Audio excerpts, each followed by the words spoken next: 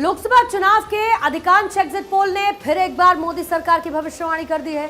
Exit poll की अगर माने तो भारत में तीसरी बार मोदी सरकार आने की पूरी संभावना है। दूसरी तरफ पार्टी पहले से ही 100 दिन का रोड मैप तैयार करके बैठी हुई है और पीएम मोदी कन्याकुमारी से दिल्ली लौटते वक्त विमान से देशवासियों को अपना संदेश भी दे चुके हैं। इसी बीच लोकसभा चुनाव में बीजेपी की प्रचंड जीत की संभावना को चीन ने पॉजिटिव माना और एक रिपोर्ट हम आपको दिखाएंगे।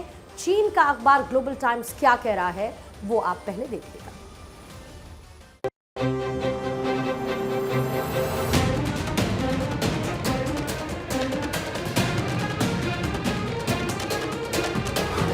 एग्जिट पोल पर ग्लोबल रिएक्शन।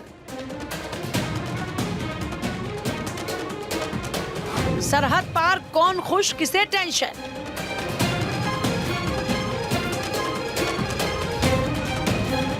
मोदी 3.0 आया तो विश्व गुरु बनेगा भारत।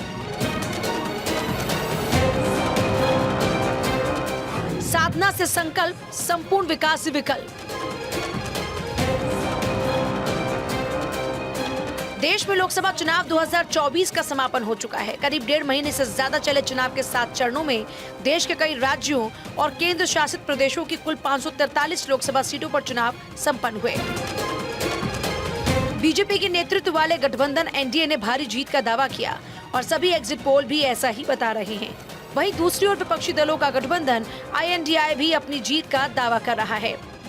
हालांकि इस बीच पीएम मोदी ने अभी से ही आगामी सरकार के पहले 100 दिन के एजेंडे पर विचार विमर्श शुरू कर दिया। पीएम मोदी ने करीब 7 बैठकों की अध्यक्षता की, जिसमें रोड मैप पर चर्चा हुई। 100 दिन का एजेंडा तैयार। लोकसभा चुनाव के आखिरी चरण का मतदान संपन्न होने के अगले ही दिन पीएम ने कई बैठकों की अध्यक्षता की है। जानकारी के मुताबिक पीएम मोदी ने नई सरकार के लिए 100 दिन का एजेंडा तैयार करने के लिए कई सरकारी मंत्रालयों को काम सौंपा था। उन्होंने अपनी मंत्री परिषद से पहले 100 दिन के लिए कार्यक्रमों को प्राथमिकता देने के लिए कहा। किन मुद्दों पर हुई चर्चा? बैठक में पीएम मोदी ने अधिकारियों को आग की घटनाओं को रोकने, विभिन्न राज्यों में लू, मानसून, पूर्वोत्तर के राज्यों में बाढ़, भूस्खलन के बारे में जानकारी दी। उन्होंने कहा कि केंद्र सरकार चक्रवात से प्रभावित राज्यों को पूर्ण समर्थन देना जारी रखेगी। पीएम मोदी की बैठक में देश के शीर्ष अधिकारियों ने हिस्सा लिया। जहां एक तरफ पीएम मोदी 3.0 की तैयारी में जुटे हैं, तो वहीं अपने 100 दिन का रोड मैप भी तैयार कर रहे हैं। विश्व की मीडिया का ध्यान भी अब 4 जून पर है। जी हां, चीन का सरकारी मीडिया नेटवर्क ग्लोबल टाइम्स भी एग्जिट पोल के हिसाब से पीएम मोदी की रणनीति और कूटनीति का कायल हो गया। उसने अपने विशेष लेख में पीएम मोदी के लिए कई सहज बातें लिखी हैं और हमेशा दुश्मनी की बात करने वाला चीन आज मोदी की विजय पर देशों के संबंधों की बात कर रहा है।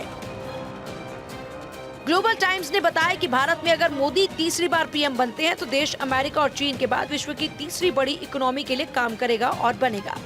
चीनी विशेषज्ञों ने कहा कि ऐसी स्थिति में मोदी की सभी घरेलू और विदेशी नीतियां पहले की तरह जारी रहेंगी, क्योंकि भारत देश की आर्थिक वृद्धि को बढ़ावा देने के लिए अपने प्रयासों को जारी रखेगा। तीसरी बार सत्ता में आने के बाद वैश्विक प्रभाव पर नजर रहेगी। नरेंद्र मोदी कूटनीतिक चैनल के माध्यम से प्रयास जारी रखेंगे। अग्रणी शक्ति बनाने के लिए मोदी सरकार और तेजी से काम करेगी। चीन भारत संबंधों को लेकर कहा, टकराव बढ़ने की उम्मीद कम। ग्लोबल टाइम्स में पीएम मोदी के स्टेटमेंट की भी चर्चा हुई।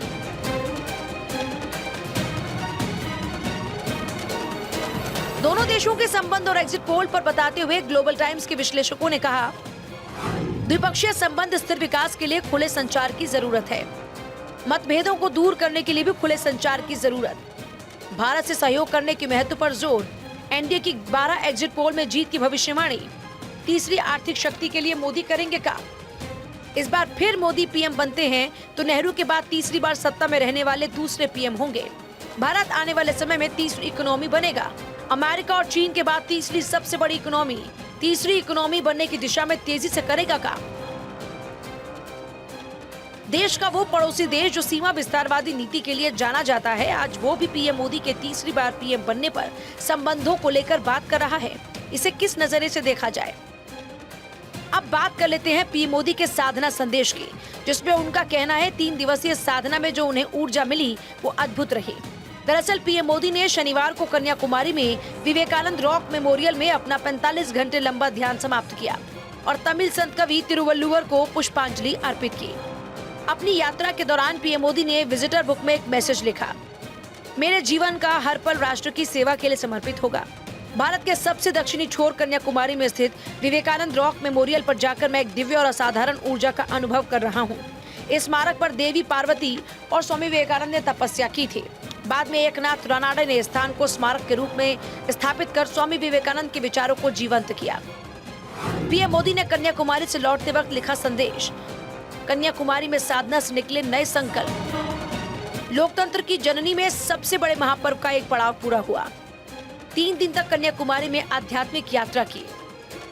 यात्रा के बाद असीम ऊर्जा का प्रवाह महसूस कर रहा हूँ। 24 के इस चुनाव में कितने ही सुखद संयोग बने। अमृतकाल के इस प्रथम लोकसभा चुनाव में मेरठ से प्रचार शुरू किया। चुनाव प्रचार के दौरान मां भारती की परिक्रमा की। चुनाव की आखिरी सभा पंजाब के होशियारपुर में हुई। कन्याकुमारी में भारत माता के चरणों में बैठने का अवसर मिला।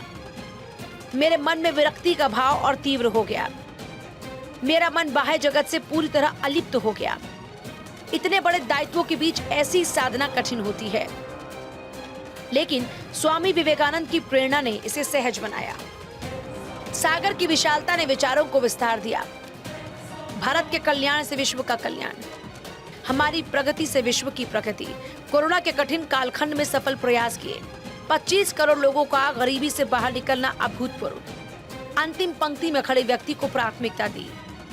G20 की सफलता के बाद से विश्व भारत को मुखर होकर स्वीकार रहा। पिछले 10 सालों में भारत के सामर्थ्य को बढ़ते अनुभव किया। हम अगले 25 साल केवल राष्ट्र के लिए समर्पित करें। पीएम की साधना से लेकर परिणाम से एक दिन पहले बैठकों का दौर और इसी बीच चीन के सरकारी मीडिया के पीएम मोदी के लिए लेख, ये सभी बातें क्या कुछ बयां नहीं करती? Bureau report, Bharat 24।